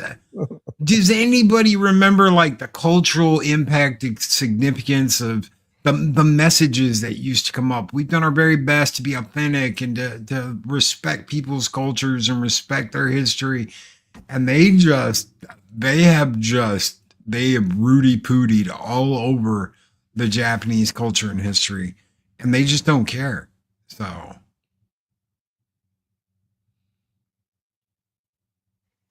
apparently, if you play paintball or airsoft, you need to wear groin protection if you're playing with yes. Okay. Yes. Yeah. Okay. That's interesting. Always all right. Wear your protection. Yeah. Back to the story. Amid a tumultuous time at Ubisoft, the latest installment of the studio's flagship series, Assassin's Creed, that's not where they started off. This is just where they ended up. And it managed to take off better than what they had already. I'm just going to leave that there. Assassin's Creed has had a dramatic development cycle. Yes. Originally set for release in November, Assassin's Creed Shadows already been delayed twice, according to sources familiar to insider gaming. Okay. Ubisoft is confident that Assassin's Creed Shadows will be released on March 20th. Do you know why that's true? Because it's going to be before the end of the fiscal year. There you go. There you go. So this development could be important for Ubisoft's financial future as it falls before the end of the quarter. As the founding Guillemot family and their backers, Tencent, are searching for a buyer to take over and take it private because, well, they're running this thing into the ground and they need a rescue. But don't forget, they want to stay in control culture. EMEA culture have been doing this for a long time. They want to stay in control. So they want someone else's money, but they want to keep running things the way they have. And unfortunately for the Guillemot family, I don't think that's going to happen. Yeah, well, I don't think it should happen. I think it would be a disservice to investors or the people buying it. I think the person buying it realizes that to get rid of them is the best move they could make. Yep. Regardless,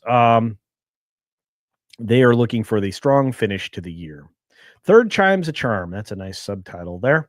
Ubisoft has described the number of pre-orders in line with those for Assassin's Creed Odyssey, the second most successful game in the series after Valhalla. I don't know that that's true. Neither do I. I can't see that it is. Maybe the latest couple of iterations, like between one Odyssey and Valhalla, but I can't see any of those games selling more than the first three Assassin's Creed games. Those are iconic. Yeah, they are. I mean, they've got 300,000 pre-orders, or so they claim. And following the high profile underperformance of Star Wars Outlaws, which we mocked mercilessly.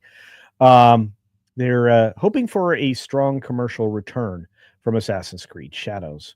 Outlaws' lack of polish and unpopular stealth mechanics, those were the least of its problems. They were definitely problems and major ones, but they might have been the least. They are saying we're partially responsible for how careful Ubisoft is being with the release of Assassin's Creed Shadows. The most recent delay occurred to allow the team more time to adjust the game's parkour mechanics. I don't believe this, according to game director Charles Benoit, who I think was originally the original parkour person that they used for motion capture for the first Assassin's Creed game. I'm not sure, but I knew it was some kind of a French guy doing all the moves. Anyway, the parkour in Assassin's Creed Shadows has been particularly difficult task for the developer team to perfect because of the complexity of Japanese architecture. I'm not going to get into that story again.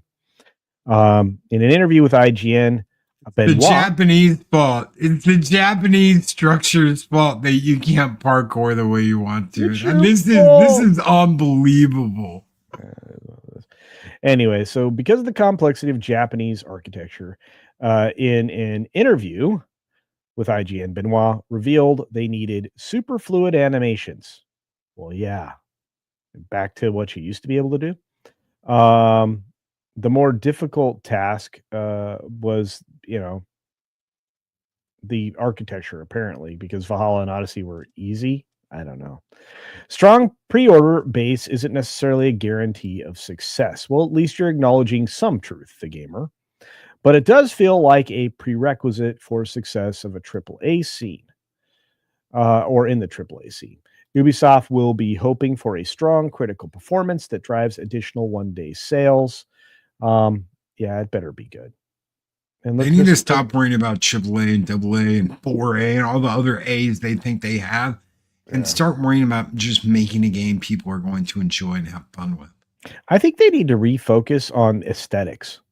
I don't know why that occurs to me at this very moment, Mhm. but I think they need to get back to traditional aesthetics. What do you think, Loki? Making beauty simple again, maybe. I don't know. Yeah, Just simply just go. beautiful.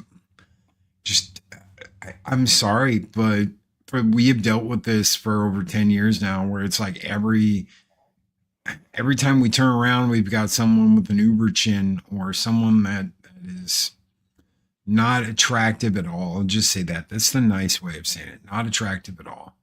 And they want to feed us this whole thing like this is the best, and you should be so proud to have this as your optional waifu or whatever dumb nonsense they're digging up and feeding to you day after day.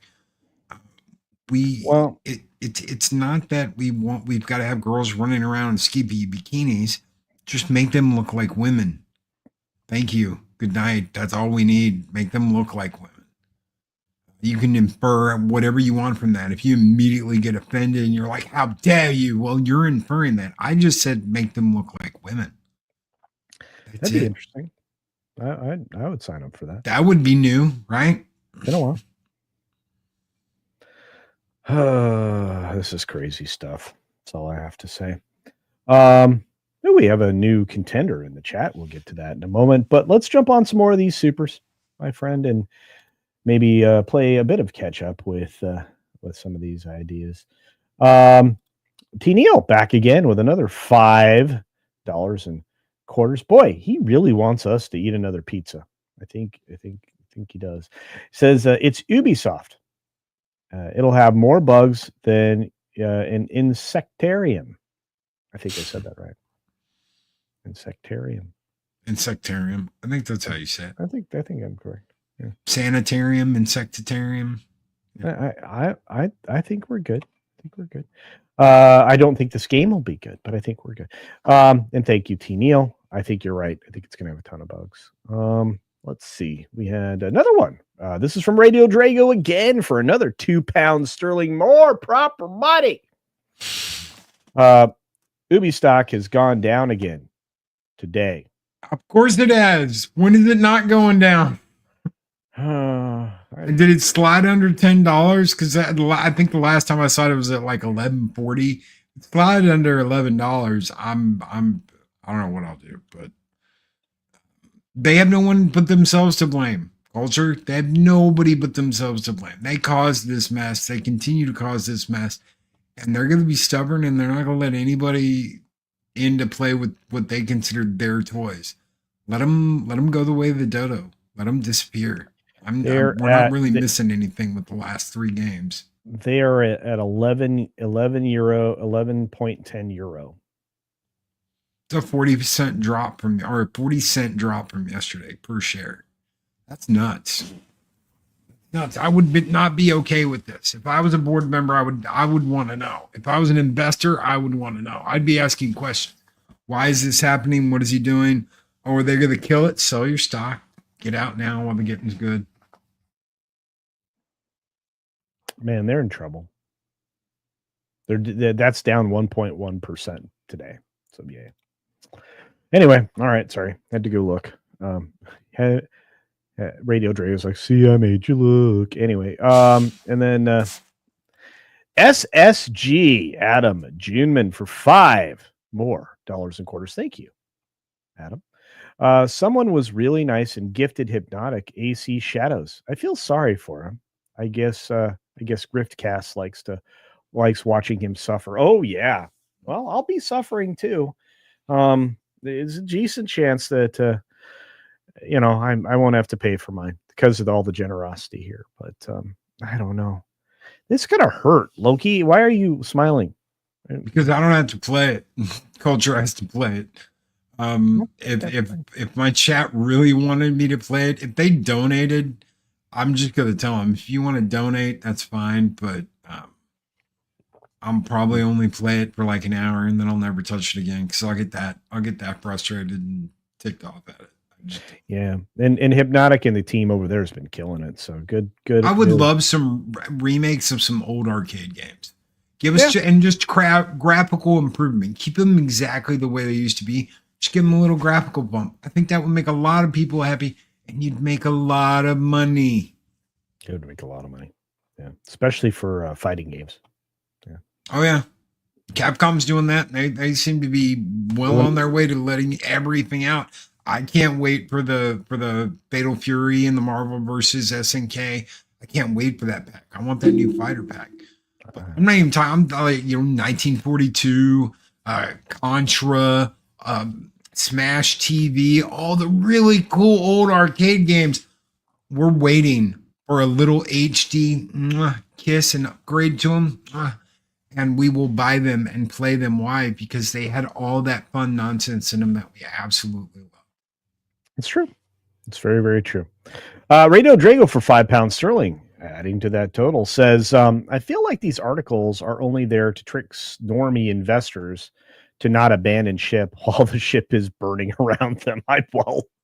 Yeah, I think that's an astute observation, my friend.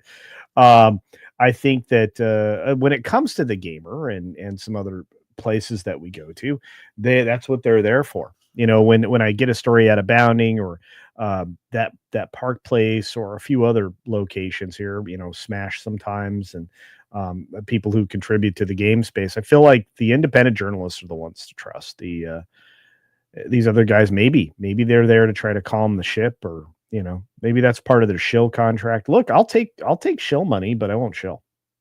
So they just need to know that up front. I'm just going to tell the truth. If I play a game, I'm going to tell the truth. If I see a movie or a TV show, I'm going to tell the truth. Do you know why? Because it's easy to remember. Oh, yeah. No, plus you have to have some integrity in this. But thank you, Radio Drago, and thank you for the £5 sterling. Loki, you want to add to that at all? No, just what I said. They've got to pull themselves out of this, and they just can't. So, like we said, someone's going to come on and buy them. The Ghoulie Monster will be out. That's going to be like the prerequisite. I love how you mispronounce their name. The Ghoulie Monster. Get rid of those two and clean house. Well, actually, do not need so many divisions. I think there's like 5 or 6 or 7 brothers, dude. They're supposed to be upgrading Rainbow Six, but I'm also hearing they're going to be selling the rest of the Tom Clancy properties, like Splinter Cell and all that. So who knows what's going to happen. Yeah, just make good games. All you have to do is make stuff that's entertaining and people will play it. You don't have to be divisive, whatever. You don't have to have any of that. You come under the illusion that, gamers want a finger wagged at them and they want to be told how bad they are and they need to play as this character and be happy about it. No, that's not what we want. We just want to play a good game and enjoy it. Doesn't matter what anybody looks like. Doesn't matter what it is. As long as it's good, we're great. Now, if you make a beach volleyball game with Lizzo, yeah, we're not gonna be down with that. We're not down with the funky chicken. But we love our games, and if you make them entertaining, we'll play them. Yeah, that's all true. I just don't know. I don't know at the end of the day if Ubisoft is going to survive intact. I just don't have that. I don't have that sense. But somebody with good sense, at least $20 worth of cents. Sending it to us, Base Player 2011 Iffy. Thank you, my friend. Says the AC game with the best parkour system is unironically the first AC game. Indeed. Again, entirely different game engine, though. So that game had the most player freedom. Also true. You could fall down a lot in that game. I did. Every game since then, it's become more and more on rails. That's true. If you don't believe me, go play it if you haven't in a while. And I have, because I go back and play the original games all the time because I'm a mental patient, because I still enjoy them. I don't know. Loki, what do you think, buddy? I'm right there with you. I still enjoy the OG games. I still go play them. There's a reason why, I got the Xbox 360 up there and I got the Xbox One in there and all the PlayStations up here. I love going back and playing the old games. There's often times where the older games are a lot funner than the newer games. So we get what we can get. If we got to go backwards in time, we'll go backwards in time. Yeah, it's true. Which is a bummer. Man, I don't know. We got one more story, Loki. Do you want to get to it? You think you got another segment in you? Yeah, let's go. Let's go. Okay. Gotta go right now. Gotta go, let it go. Okay, sounds good. All right. Well, it's more Ubisoft. Oh, sorry. I couldn't get the information for the story that Hypnotic broke down in a way that I could digest it fast enough to add to here. So we'll just have to make a video of that one. But here's what you need to know, Loki. Ubisoft sparks fears. Oh, wait, we were just talking about this. Of financial collapse and alleged investor deception. Who just brought that up? Base Player 2011 Iffy. Investor deception. Oh, no. Actually, it was Radio Drago who actually brought it up. Sorry, the chat jumped on me. But you know what happens when they break up a company like that and sell off everything for pieces? Yard sale. It's a yard sale. It's a fire sale. It's what happens after investor deception. And they take control of it. Oh, this is brilliant. I love this. Just Google mods, just keep feeding us this and we'll be great. You don't seem to love them very much. Oh, no, I don't. I look at it like they absolutely betrayed their fan base and tried to stick us with some online only BS that nobody wants, man. And you want to sell us like access to things that are in the game? No, thank you. What happened to, getting all 6 keys to the treasury room to get that ultimate armor in Assassin's Creed 2? That's not there anymore. You got to pay to get something like that. You got to give us money to get something like that. Now, you guys have gone so far off the reservation. I don't think there's any way they can undo the damage of what they did. Well, I guess we'll just have to see. But I have to tell you, this is an interesting story that Frank put together, and he knows of what he speaks. So they're in a financial tailspin, for lack of a better way to say it. So Q3 of 25 earnings report. Ubisoft reports third quarter 2024-2025 sales, confirms that many have feared the company's financial troubles are only getting worse. You're just realizing that now? I don't pay much attention. So right now, in the way that Ubisoft is framing the situation to investors feels misleading at best and outright deceptive at worst. My goodness, Radio Drago, I think you were on to something. The brutal reality, as outlined in the report, is that Ubisoft's net bookings have plummeted 51.8% year over year in Q3. Man, you got to start making better games, guys. With total net bookings for the first 9 months of fiscal year 25 falling that wasn't that much, 34.8%. Sorry, I was reading that wrong. To just 944 million euro. That's over $1 billion. Am I wrong? Well, yeah. Consider where they were. They are now $1 billion company. They've chopped it down to $1 billion. Ugh. Digital net bookings are dropped 33.8%. player recurring investment, a key metric for live service, was down 33.7%. So nobody's buying the little time savers or the materials mats or any of that No, of other course stuff. not. And this Rainbow Six is about to get a huge upgrade, and I think it's still on live support. I don't think it's going to save it. Yeah. Well, and I think adding in an operator who's in a wheelchair is not very effective, but that's a different conversation. Beyond these sales declines, Ubisoft is also drowning in debt, and that's bad. They have a disastrous debt to EBITDA ratio, sitting at a disastrous minus 21.1% or times, excuse me. This is bad. So they're losing money before they even account for interest, and yeah. Well, they're way behind. So to make matters worse, their financial target for 2025 is merely break even rather than turn a profit. They want to break even. I don't think that's going to happen. I think they're betting on that happening, but I don't think that's going to happen. I think gamers have wised up, and this is you mess with gamers, you find out what happens. I hope I said that correctly. You did. For some bizarre reason, though, and this is the important part of the story, Ubisoft's conference call painted an overwhelmingly positive picture of what is, in reality, disastrous Q3 sales report. Of course, investor calls are known for their corporate jargon, strategic wording designed to cushion bad news, but Ubisoft's approach appears to teeter on the edge of legal misrepresentation.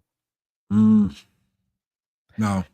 Some of the statements made blatantly contradict their own financial disclosures to the point where they might be considered misleading to investors. And that's a lawsuit. If you don't hold to that and do what you say you're doing, and things don't turn out exactly like the way you're painting them, you're going to get sued.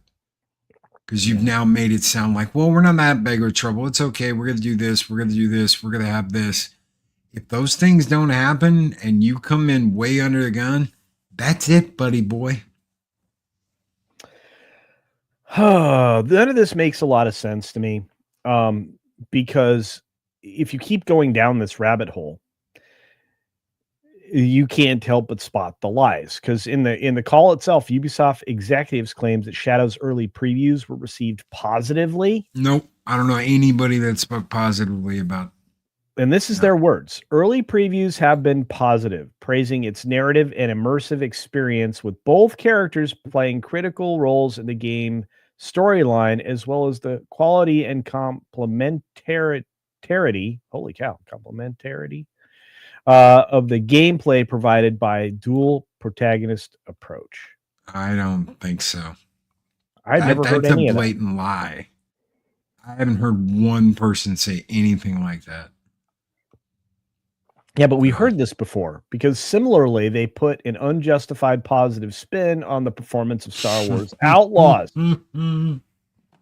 saying while the sales curve for Star Wars Outlaws improved throughout the holiday season, it wasn't enough to deliver on our expectations. But the game will be a long-term seller. Loki, No. Is the game going to be a long-term seller? No, it's already in the $10 bin at Walmart. No, they've made their bed. They're gonna have to sleep in it. It's not a huge financial success. People aren't going out and getting it all the time. These are bargain bin sales, and they had what, 50% off all of December. They gave you the game for half off. It just came out. Nobody does that. Do you want to know what Black Myth Wukong hasn't done? Black Myth Wukong hasn't gone on sale. And it's not because the Chinese are penny pinchers. It's because the Chinese know you will pay $59.99 for their game to bring home and play. That's true. That's true. You gotta have faith in your product. And they obviously don't have faith in their product. They're just straight up trolling you now. If we print it, it'll be fact. No, it won't. All right, back to a little bit of explanation. So, of course, it's standard practice for companies to spin poor sales. Well, yeah, especially the sales results. But Ubisoft goes beyond normal corporate damage control. They insist that their games were well received and immersive, yet conveniently ignore that Star Wars Outlaws performed so poorly that Ubisoft still refuses to release the official sales figures. They're operating at a massive loss. And they're lying. Their debt burden is growing faster than the earnings. And their potential insolvency is something that they can't deny. Well, let's just be honest here. They don't have a secret government organization that's going to bail them out either. Well, yeah, I mean, promoting their agenda. yeah. There is no international development money that's going to fix this issue this time around, and I guess our warnings will no longer fall upon deaf ears. And if you've been paying attention, on any ears, because there could be no one working there. How can they fall on any ears if no one's working there anymore? You mean like USAID? Oh no, I'm talking about it. Ubisoft. I know. I don't want to see Ubisoft go away, but they've earned it.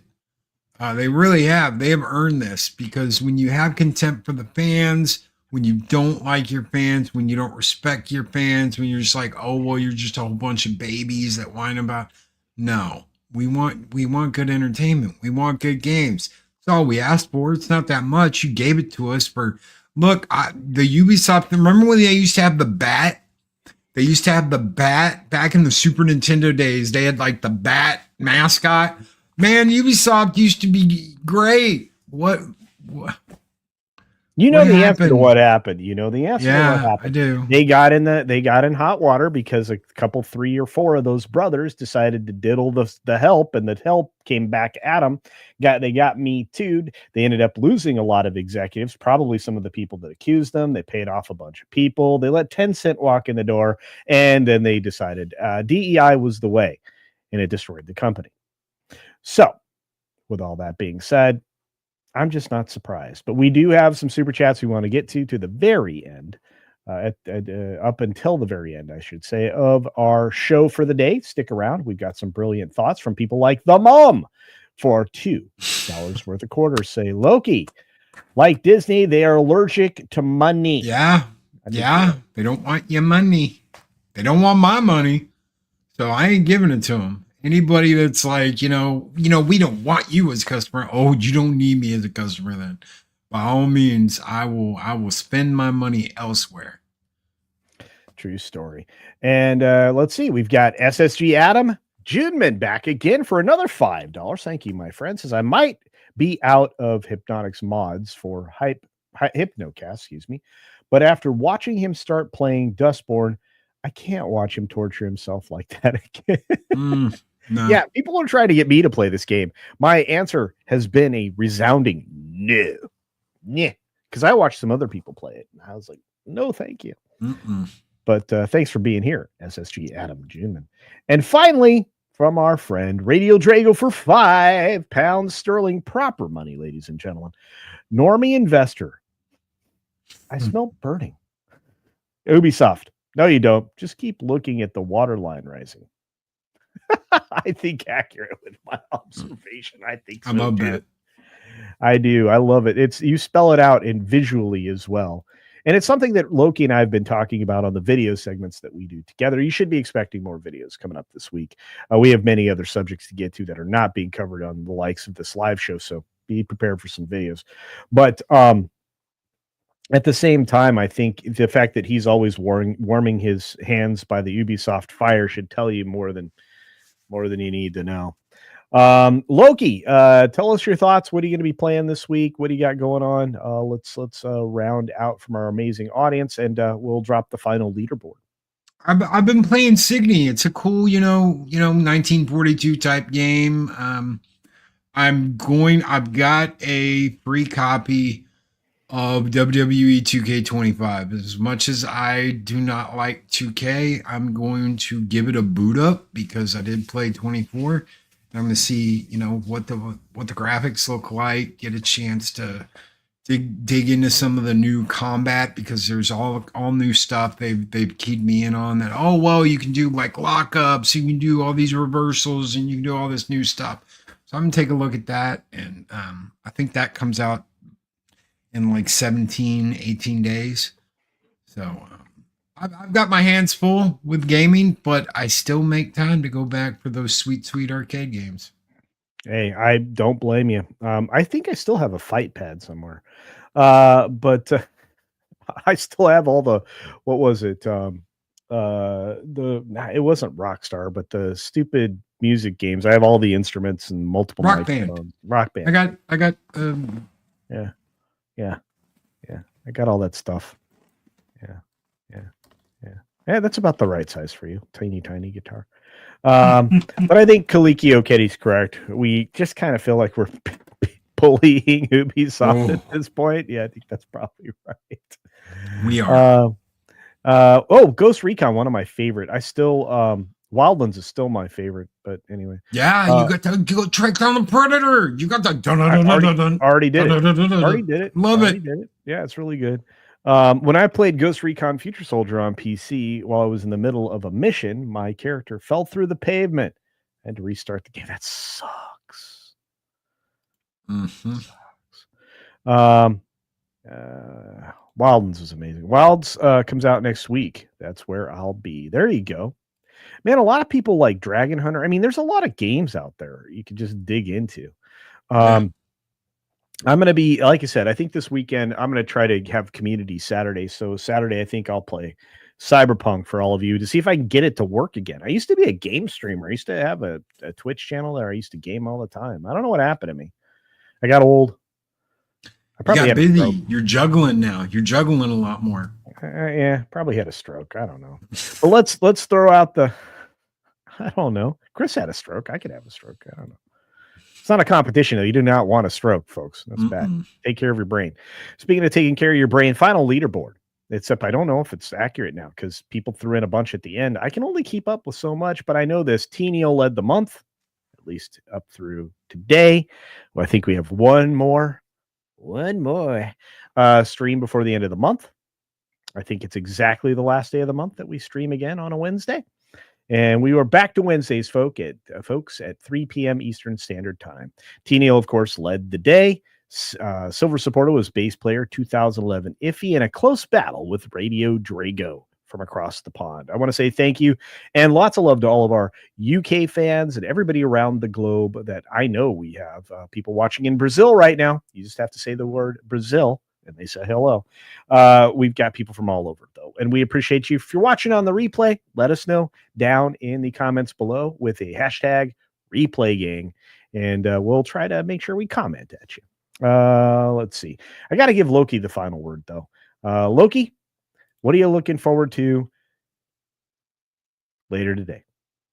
Oh, I've got, let's see. We're going to do comic book roundtable. We're talking about Avengers. We're going to be talking about new stuff coming out in comics and actually getting some comics that you actually enjoy. The new Conan series is great. Savage Sword's great. I've been getting Thundercats from Dynamite. Those are pretty good. There are some comics out there that are still doing good, just not the main stuff. So I think that's what we're going to be doing at 7 p.m. later today, Central Time on my channel. Excellent. All right. And with that, do check out my channel, Culture Casino, where you will find live streams, videos, basically every day. I live stream every single weekday on the 6 Minute Daily. And sometimes that's for a lot more than 6 minutes. And then a couple of great videos I dropped. Apparently one that people really appreciate was my Snow White video. And even the one that I dropped yesterday is doing pretty well. Got another one coming out later today that I'm in the editing process on. Going to talk a little bit about She-Hulk and Daredevil. I heard she's coming to Fantastic Four. I'm just... Let's talk about that. A big rumor Pedro's going to become like Doctor Doom after RDJ, and they're going to bring She-Hulk in to be the fourth menu. Or to be the fourth member of the Fantastic Four. Sue Storm's going to lead it. I've heard all these crazy stuff, dude. Oh, we got to talk about that. All right, and I'm going to be a lot less crazy on my story. But on that note, I'm going to say this to all of you. We appreciate you. And like we always say, get your game on. Can't hit the button.